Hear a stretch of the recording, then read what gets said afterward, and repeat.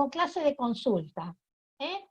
El tema de hoy son los ácidos carboxílicos.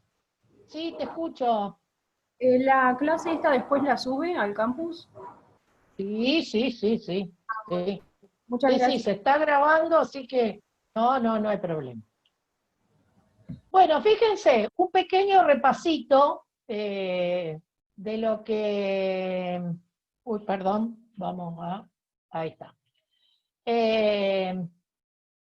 De las funciones oxigenadas que vimos, ¿sí? Vimos alcoholes, los éteres no los vimos porque en realidad los éteres se utilizan como solventes, son muy poco reactivos. Sí, los aldehídos y las cetonas, donde estaba ese carbono carbonílico, ¿se acuerdan? Que reaccionaban de la misma manera, se abría el doble enlace, se formaba ese complejo tetraédrico intermedio, y hoy vamos a ver los ácidos carboxílicos. Fíjense que es la función más oxigenada que tiene la química orgánica. ¿Sí? Muy bien, arrancamos. Entonces, vamos a ver la fórmula general. Bueno, esta es la fórmula general de los ácidos. A este grupo lo llamamos carboxilo. Fíjese que tiene un carbono carbonílico como los aldehídos y las cetonas, pero unido a él un oxígeno y un hidrógeno. ¿Sí? Muy bien, entonces este es el grupo carboxilo. Poniendo un R sería la fórmula general de un ácido carboxílico. Ese R que está acá puede ser alifático o aromático. Y entonces vamos a ver algunos ejemplos. Miren, por ejemplo, si el R es un anillo bencénico, tenemos el ácido benzoico. Fíjense que está marcadito en rojo el grupo carboxilo.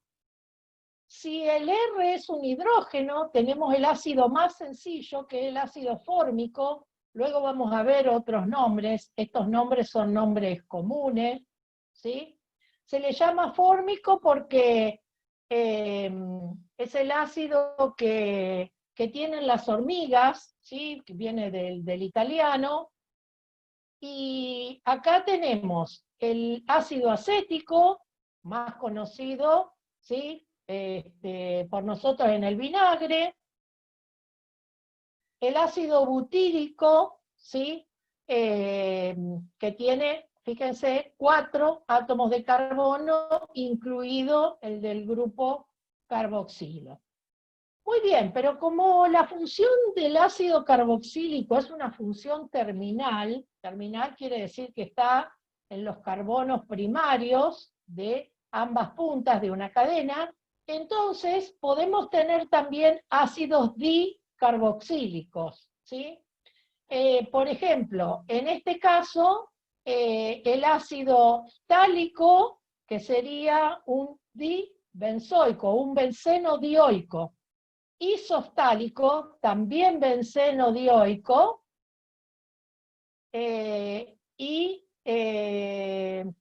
tereftálico, también benceno dioico. ¿Qué diferencia hay entre estos tres? Bueno, la posición de los dos grupos ácidos, ¿verdad? Entonces, en este caso están en posición orto, en este caso en posición meta, y en este caso en posición para. Tienen estos nombres que son triviales, que son comunes. Luego vamos a ver la nomenclatura IUPAC. Lamentablemente se usan mucho estos nombres, de manera que está bueno ir familiarizándose, porque siempre les cuento que en la industria se usan este tipo de nomenclatura y no la técnica, la IUPAC, ¿no? Que es la que aprendemos nosotros como lenguaje académico, digamos. También, en el caso de ser un alifático, bueno, está este que es el ácido, fíjense, etano dioico, o sea, 2 átomos de carbono con función ácido, también conocido como ácido oxálico, y el ácido propano dioico, también conocido como ácido malónico. Ustedes no se preocupen, porque ustedes van a tener una tablita que pueden usar en la guía, y si no yo sí, están subidas las tablas en la plataforma, donde tienen toda la nomenclatura.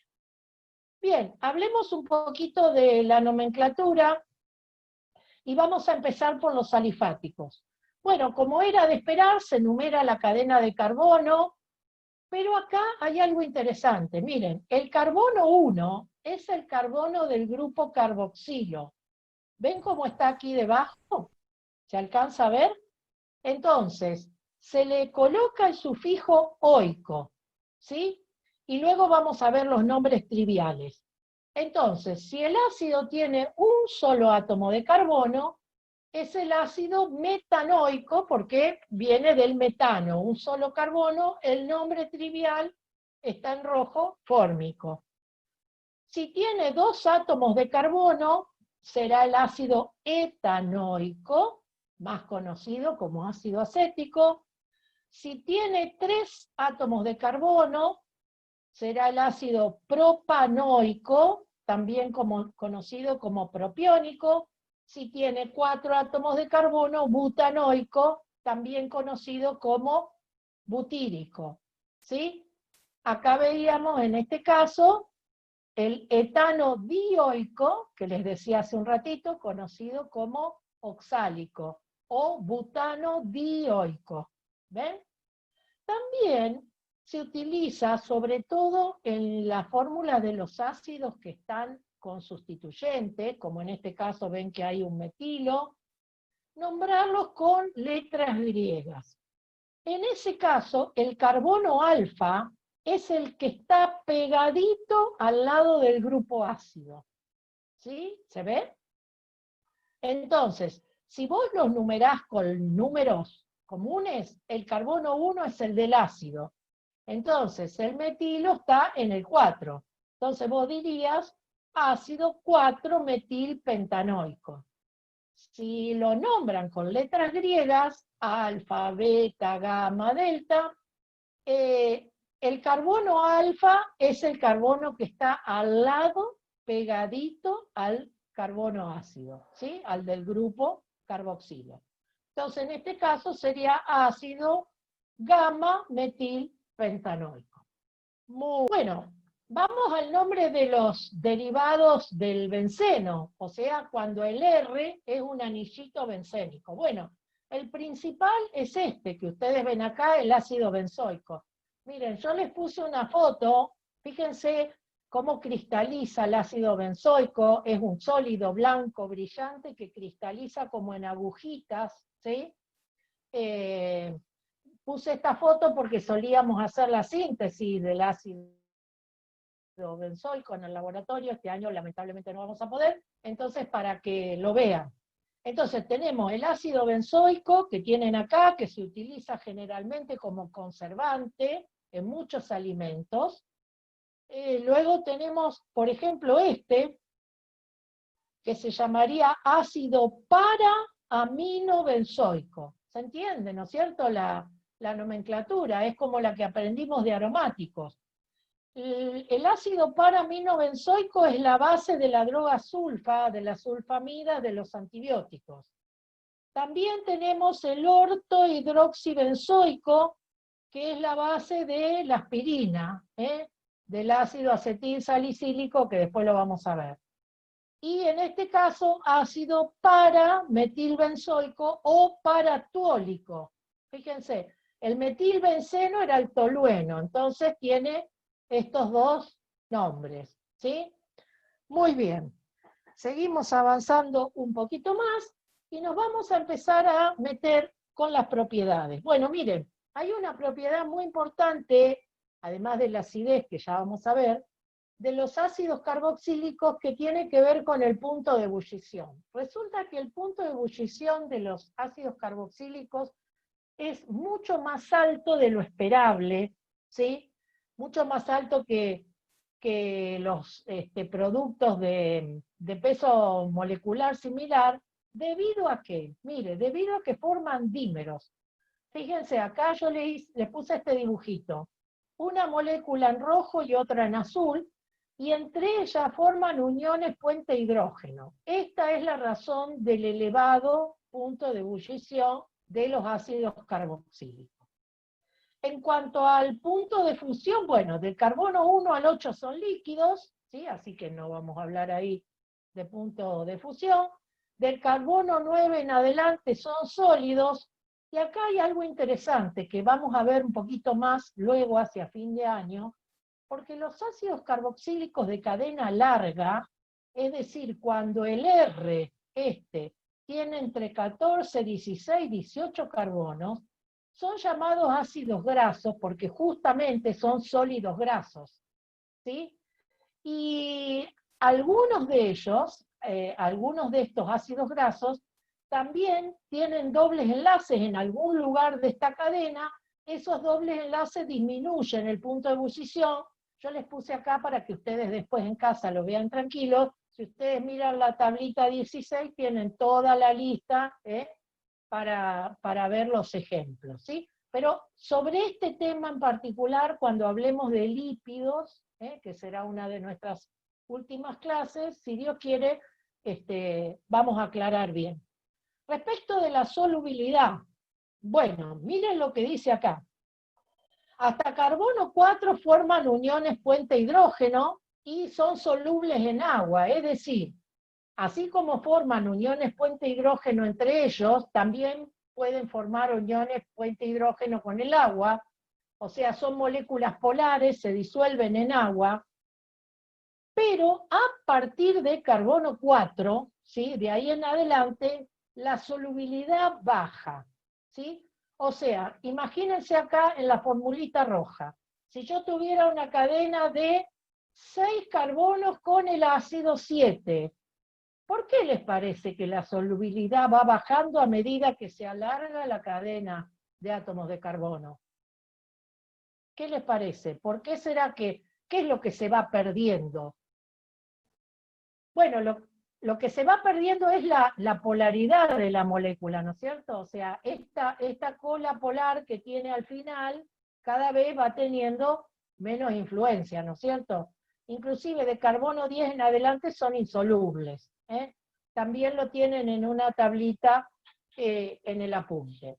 Entonces, punto de ebullición elevado por formar uniones puente hidrógeno, punto de fusión considerable a partir de carbono 9 en los llamados ácidos grasos, y solubilidad, los primeros términos son solubles, los términos superiores son insolubles.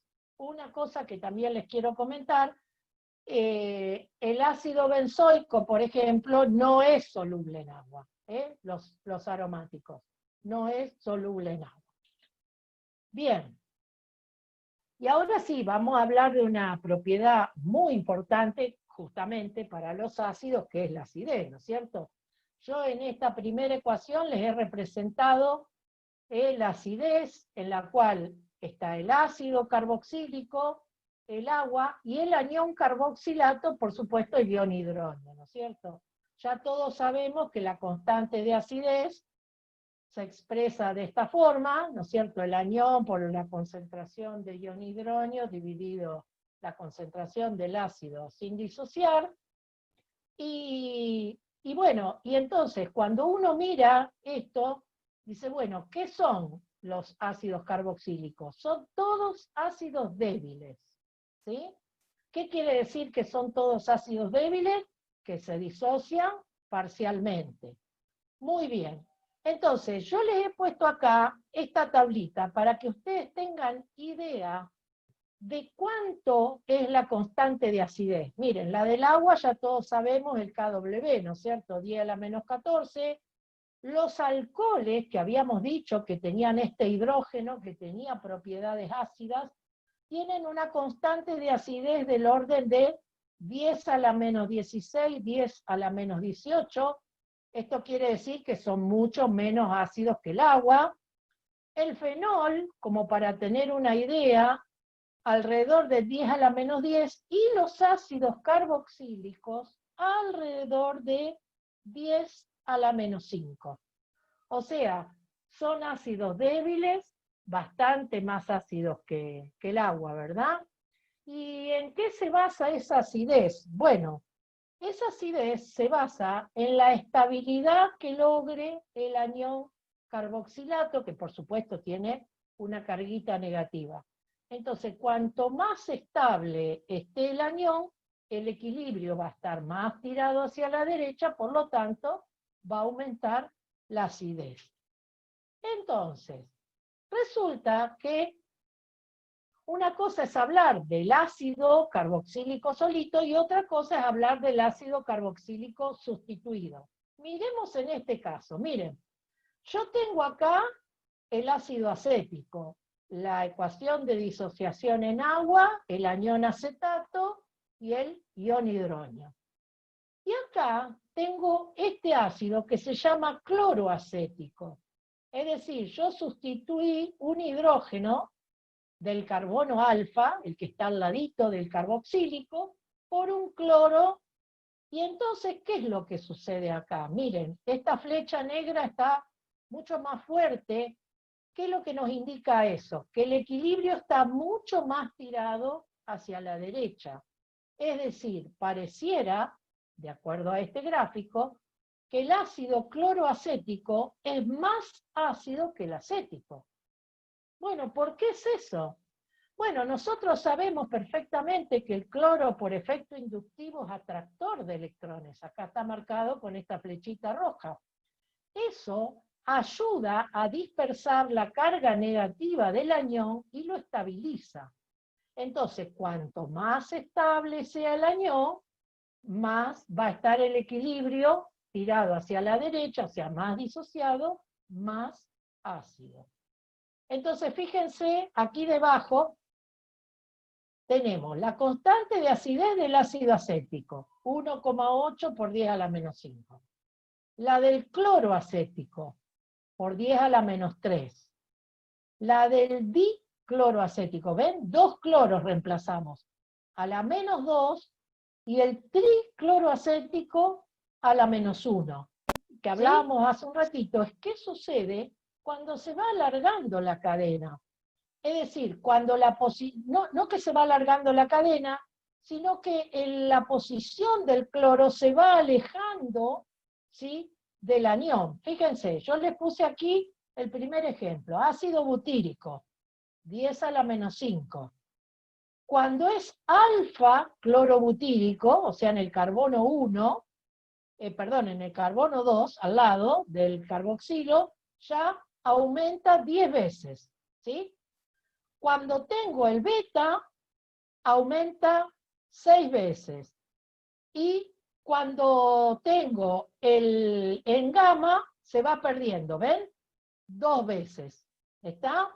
Entonces, es importante saber la diferencia, entonces, entre la acidez del ácido sin sustituir y la del ácido con sustituyente. Muy bien, ¿qué pasa con los sustituyentes cuando tenemos ácidos aromáticos? Bueno, esto ya lo habíamos visto un poquito cuando vimos hidrocarburos aromáticos. Fíjense, acá está el ácido benzoico, la ecuación de disociación en agua, el anión se llama benzoato, y entonces puse los dos casos posibles. Que el benzoico tenga un sustituyente, como el cloro, por ejemplo, que atrae electrones. Ya dijimos hace un ratito en la placa anterior que estabiliza el anión y por lo tanto aumenta la acidez. En cambio, si el sustituyente del benceno es dador de electrones, no estabiliza el anión negativo y por lo tanto disminuye la acidez. Conclusión. Vamos a decirlo de una manera fácil para que sea sencillo recordar. Los sustituyentes que desactivaban el anillo, o sea, esos que no convenía tener, por ejemplo el nitro, ¿te acordás que estaba en la punta derecha de la tabla? Esos ahora aumentan la acidez. En cambio, si yo tengo un sustituyente que activa el anillo, por ejemplo en este caso el alcoxi, esos disminuyen la acidez. Entonces, yo dibujé acá un pedacito de la tablita que ustedes tienen cuando hicieron los ejercicios de hidrocarburos aromáticos. Entonces, la tabla decía, a la izquierda activante, a la derecha desactivante. Bueno, ahora en el caso de la acidez es al revés.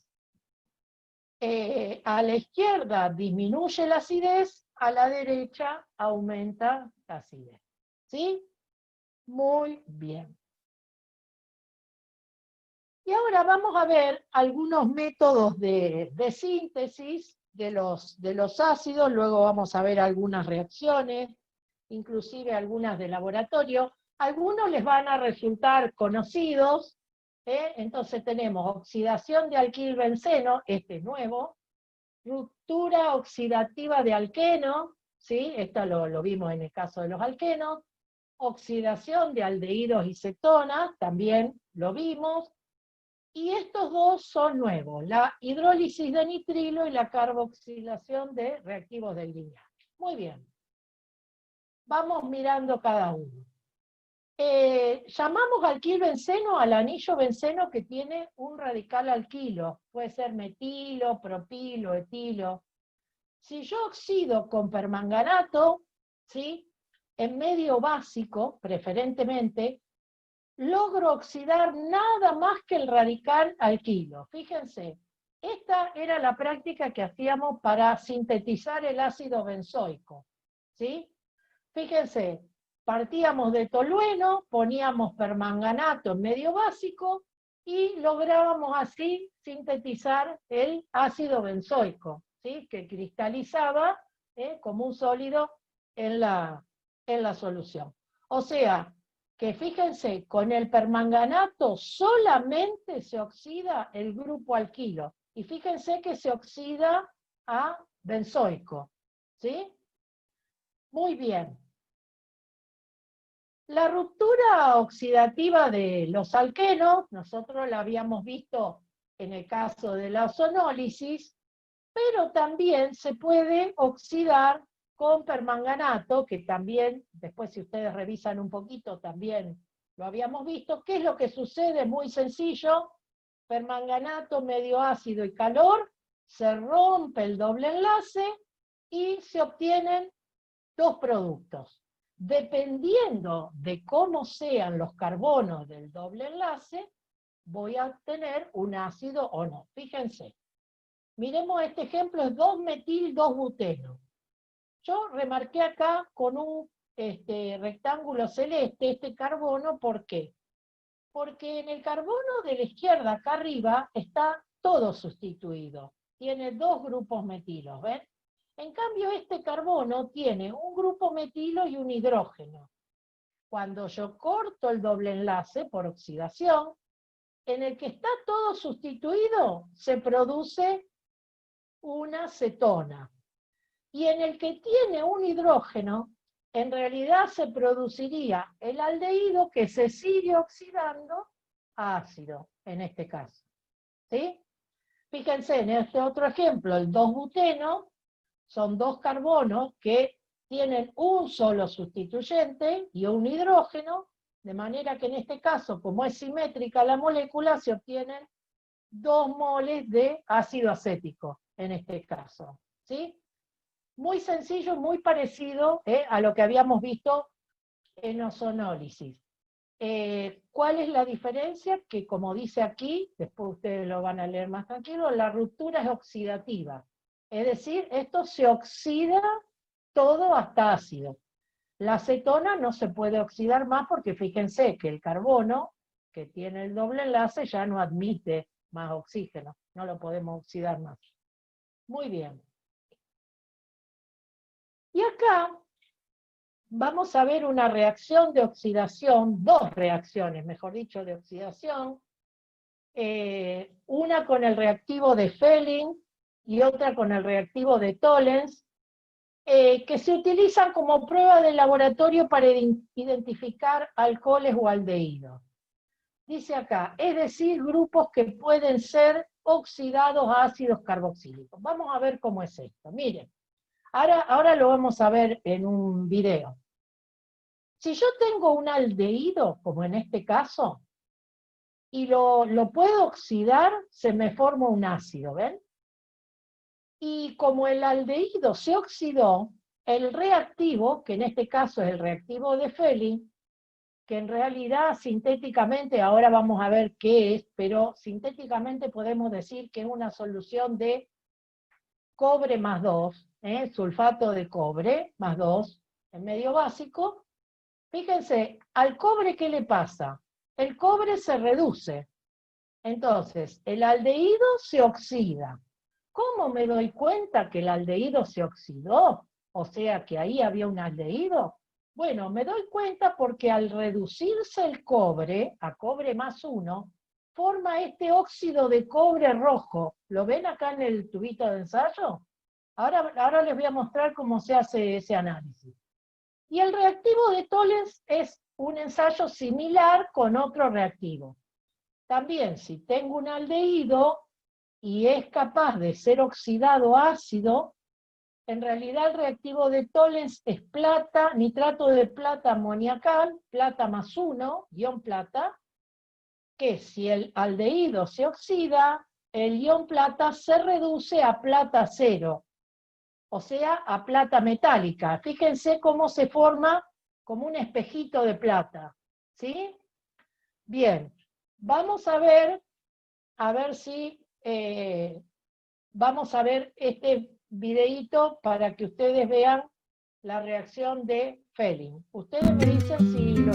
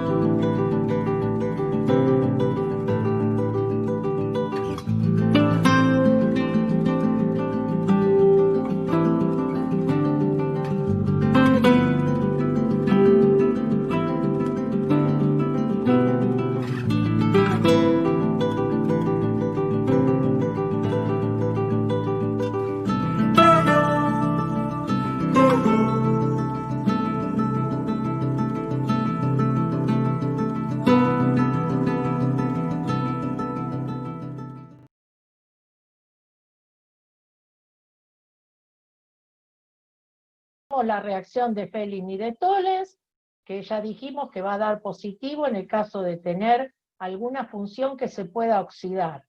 Es decir, un alcohol primario o un alcohol secundario, ahora después vamos a ver, y un aldehído. No va a dar positiva cuando vos tenés una acetona o cuando vos tenés un alcohol terciario. Muy bien. Y vamos a ver otro método para obtener ácidos, que es a través de la hidrólisis de nitrilos. En este caso hay algunas cosas interesantes. La primera es cómo llegamos al nitrilo. El nitrilo es aquel compuesto que se obtiene a partir de un halogenuro de alquilo primario, ¿se acuerdan? Mecanismo SN2, con una base fuerte, el ion cianuro, ¿sí? Entonces, yo hago reaccionar un halogenuro de alquilo primario, por eso este método es muy bueno para ácidos carboxílicos, y también es interesante porque al hacerlo reaccionar con el anión cianuro, le agregamos un carbono más a la cadena.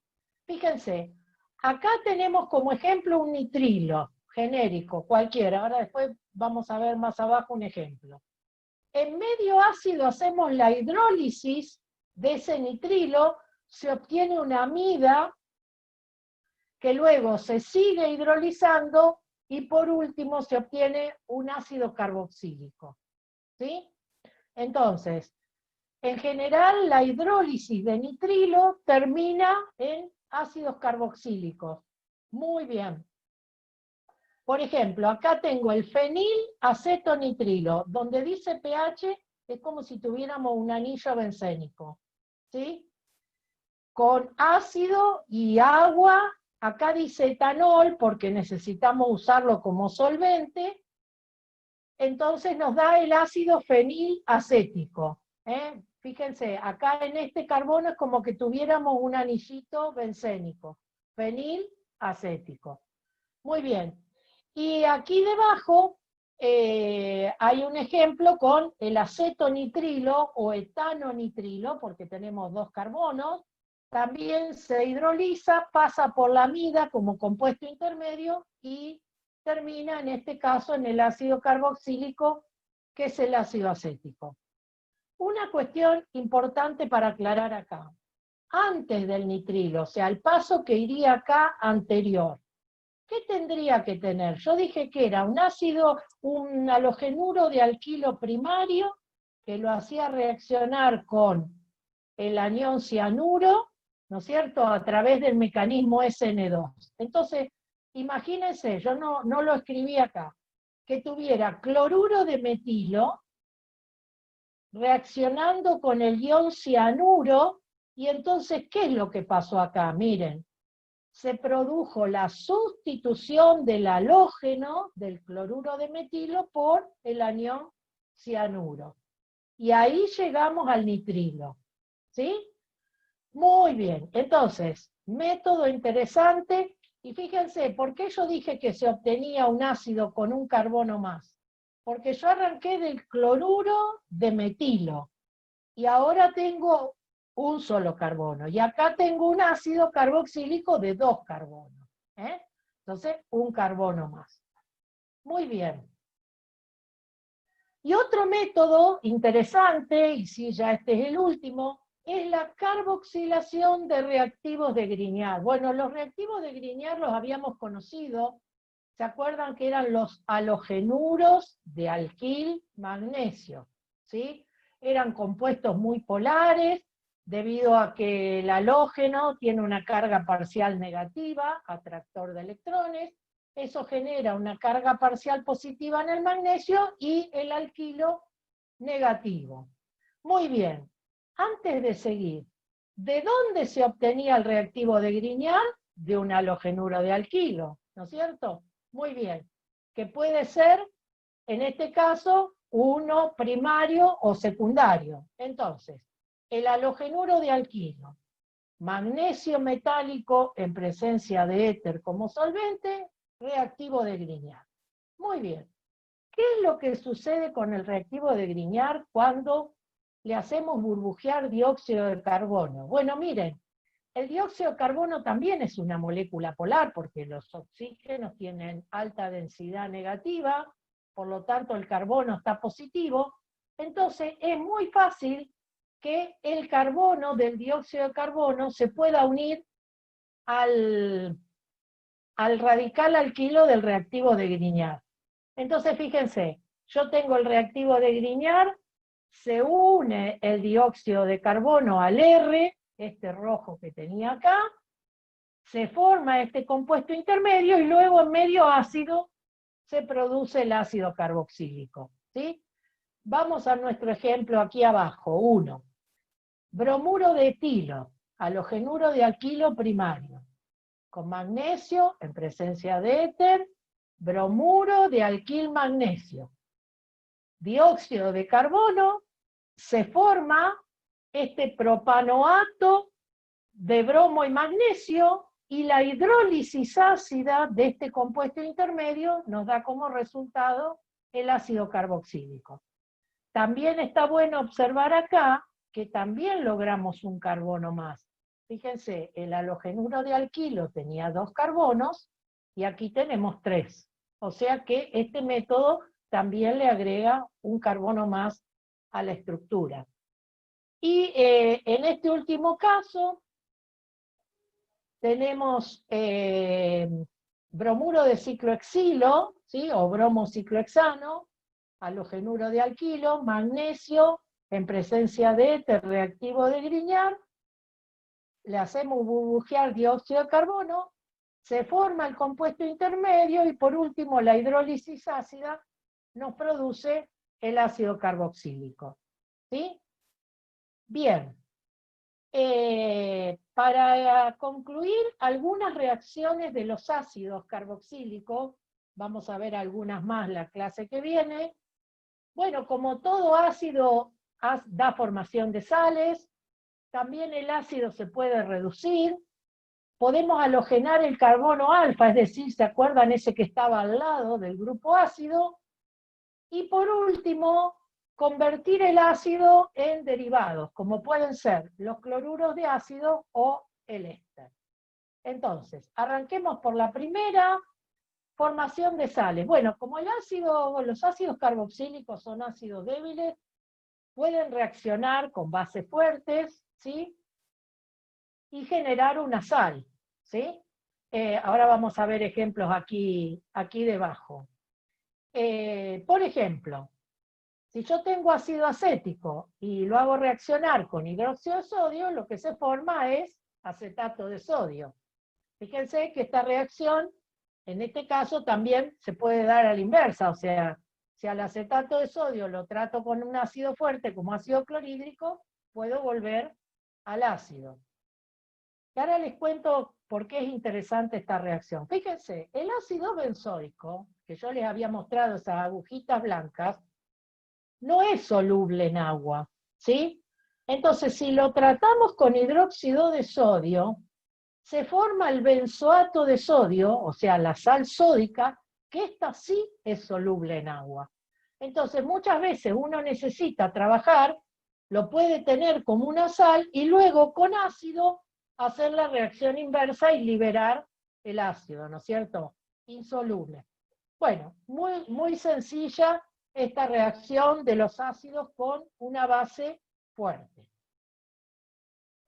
También los ácidos carboxílicos, ¿se acuerdan que dijimos hoy al principio que era la función más oxidada de la química orgánica?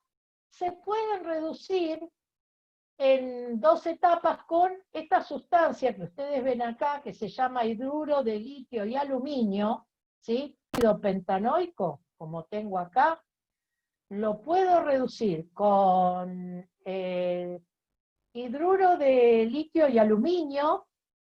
Esto que dice THF es tetrahidrofurano, es un solvente, y luego en un segundo paso una hidrólisis ácida me permite llegar al alcohol.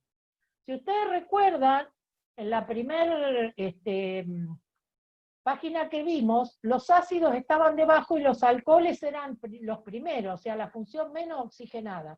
Justamente lo que estamos haciendo es reducir los ácidos hacia los alcoholes.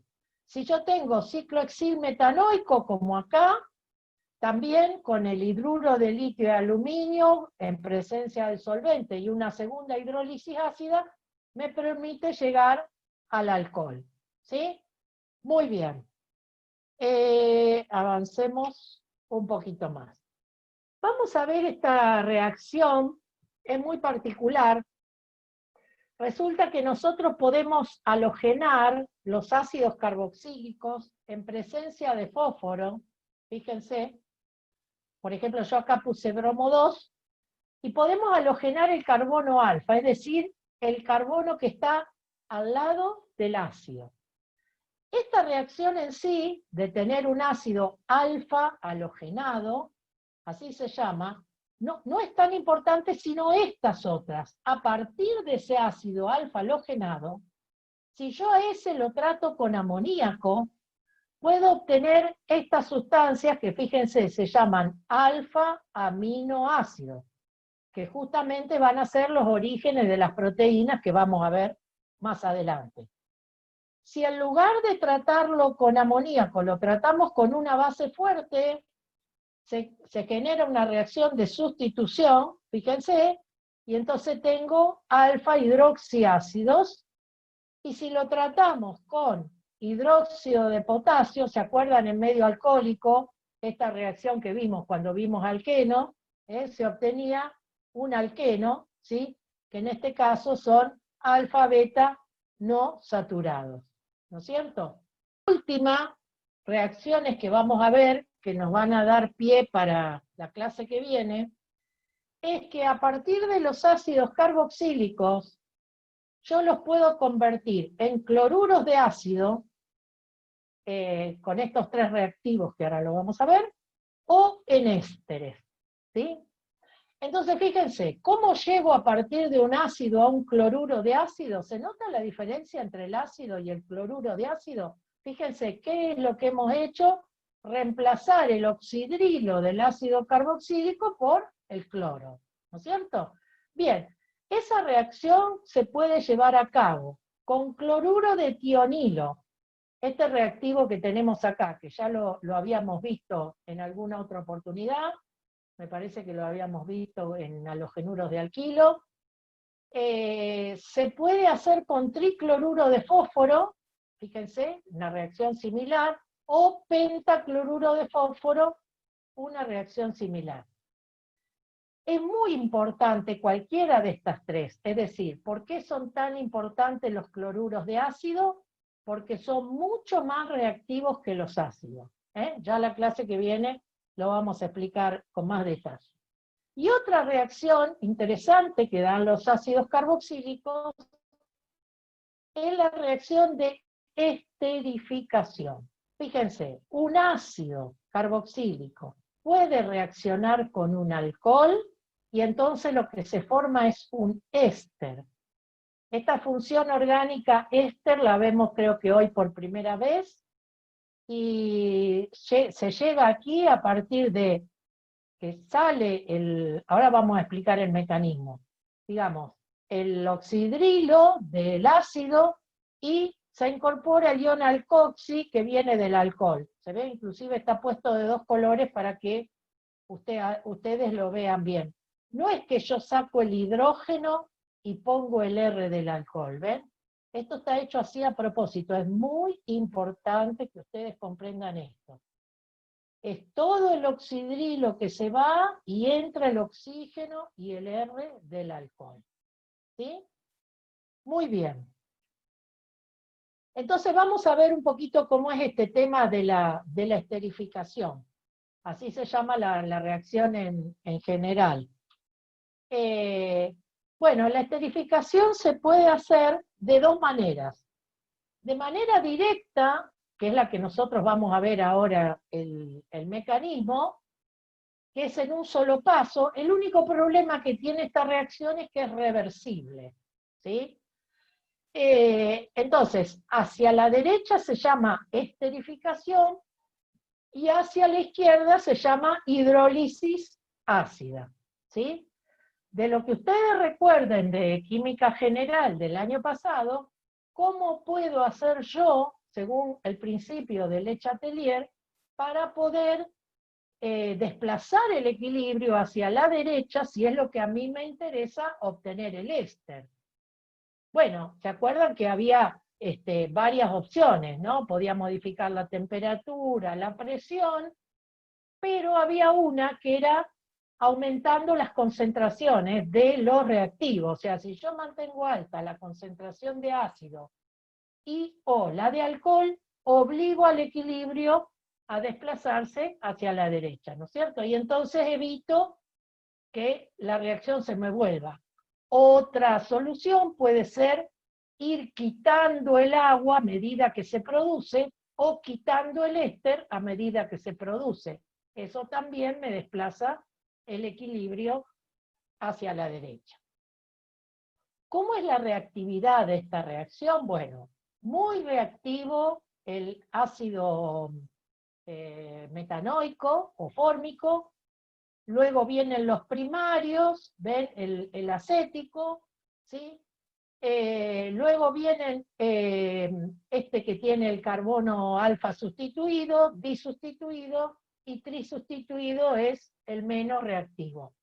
Y en el caso de los alcoholes, es decir, este que va a reaccionar con el ácido, el que tiene mayor reactividad es el metanol y los primarios, y más baja reactividad los secundarios, y los terciarios directamente no dan esta reacción. Ahora cuando veamos el mecanismo se van a dar cuenta por qué. Los terciarios, digamos, son alcoholes donde el grupo oxidrilo no está muy accesible, está rodeado de átomos de carbono, entonces dificulta mucho esta reacción.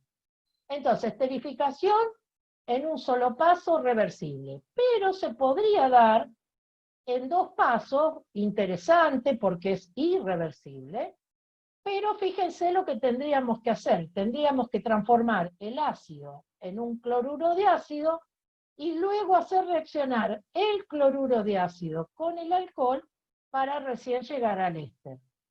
En este caso, sin ningún problema porque es irreversible. ¿Sí? Muy bien. Vamos a ver cómo es el mecanismo de la esterificación. Bueno, este es un mecanismo muy importante dentro del curso de la química orgánica. Está hecho así por paso y está puesta como la recetita en cada paso. Vamos a empezar. Van a ver que es muy intuitivo esto. Tenemos el ácido, ¿sí? Yo he dibujado en azul la parte del carbono carboxílico, y en negro el oxidrilo, que es el que se va a ser reemplazado. Esto se hace en medio ácido, entonces se toma un protón que, si ustedes se fijan, ¿sí? Miren, este oxígeno, si ustedes quizás van a ver una rayita vertical y una horizontal, en realidad son los dos parcitos de electrones que tiene sin compartir, o sea, una densidad de carga negativa, por lo tanto, directamente ahí. Entonces, fíjense, se protona el oxígeno del doble enlace, dice acá. ¿Sí? Muy bien. Una vez que se protonó el oxígeno del doble enlace, que por supuesto le generó eso, una carga positiva al oxígeno, un parcito de electrones del doble enlace se va acá al oxígeno, ¿sí? Y por lo tanto, esa carga positiva pasa acá al carbono. ¿Me van siguiendo hasta ahí? Digo acá, se rompe el doble enlace y el carbono, este azul, queda positivo. Con la carguita esta, de acá del oxígeno, se viene al carbono. Estando este carbono positivo, le da pie para que ingrese el alcohol. ¿Por dónde se une el alcohol? Bueno, dado que el carbono azul está positivo, se une a través del oxígeno del alcohol, que tiene dos pares de electrones. Entonces fíjense cómo quedó unido el alcohol. El alcohol se unió al carbono que estaba positivo, la carguita positiva pasó al oxígeno, ¿sí? Y entonces, ¿qué es lo que sucede ahora? Lo que sucede ahora es que se transfiere un protón de aquí al oxidrilo. Entonces dice, ingresa el alcohol rojo, y se lleva la carga positiva. Ahí se llevó la carga positiva. Se transfiere uno de los protones rojos, este que está acá, al oxidrilo del ácido. Entonces, fíjate, este perdió la carga positiva y ahora la carga positiva el protón se la llevó acá. ¿Qué es lo que sucede acá? Bueno, miren, este parcito de electrones horizontal acá se lo lleva el oxígeno y ¿qué se pierde? Una molécula de agua, ¿sí?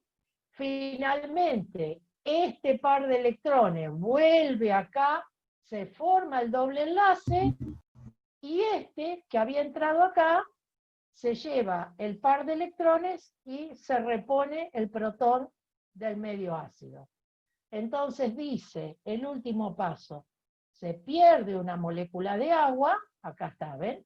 Acá se perdió la molécula de agua, que se lleva el protón y se repone el doble enlace. O sea, esta molécula de agua se lleva el protón, se forma el ion hidronio, y se repone el doble enlace con los dos parcitos de electrones, como teníamos al principio.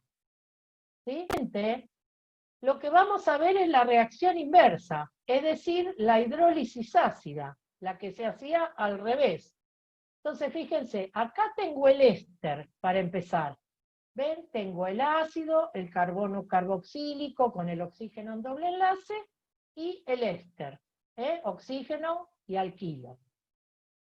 Tengo el medio ácido. ¿Qué hacía el protón? Dijimos, protonaba el oxígeno del doble enlace. Otra vez lo mismo. ¿Qué es lo que pasaba después? Se abre el doble enlace y se carga positivo el carbono. Entonces, como lo que estoy haciendo es una hidrólisis, ahora en vez de entrar el alcohol, entra el agua. Igual que entró recién el alcohol, a través del oxígeno. Y entonces esa carguita positiva que tenía el carbono, se la queda ahora el oxígeno del agua. ¿Qué es lo que sucede ahora? Se transfiere un protón del agua hacia el alcohol, se carga el alcohol positivo, este parcito de electrones repone la carga negativa, se elimina la molécula de alcohol, se repone el doble enlace y se libera el protón, reponiendo otra vez el medio ácido. Entonces repasamos. En el primer punto se protona el oxígeno del doble enlace. En el segundo paso se abre el doble enlace e ingresa el agua, como hoy le sucedió al alcohol. En el tercer paso, igual que hoy, se transfiere un protón al alcohol saliente. Acá, hoy se transfería al agua que salía. Y en el último paso, se elimina el alcohol, ¿ven? Acá lo tienen, se elimina el alcohol, se repone el doble enlace y se elimina el protón reponiendo el medio ácido. ¿Sí? Bien.